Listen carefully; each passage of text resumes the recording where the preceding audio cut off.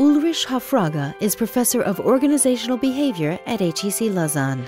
In this clip, find out how managers can behave irresponsibly and unethically without noticing it.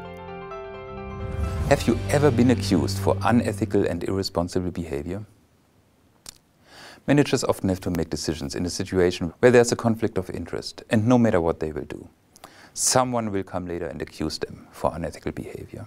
But is it possible that you deviate from your own values and principles? The answer is, unfortunately, probably yes. I call this state ethical blindness.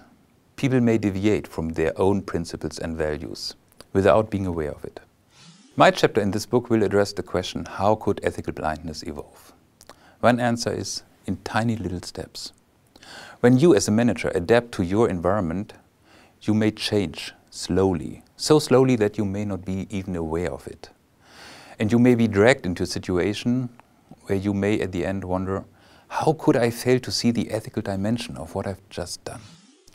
This happened exactly to Dennis Gioia, a top manager at Ford. When he entered the company, he was full of enthusiasm, full of ideals. And he then described how he changed gradually in his repeated interactions with other managers, with other engineers. And at the end, he made a very important decision in his life. Should he recall the Ford Pinto or not? Now, that was a car that was known to put people's life at risk. And Ford could repair it, but at a cost. And he decided not to repair it, not to call it back, not to pay the cost, because it was cheaper. And only later, he was wondering, how could I fail to see the ethical dimension of this decision?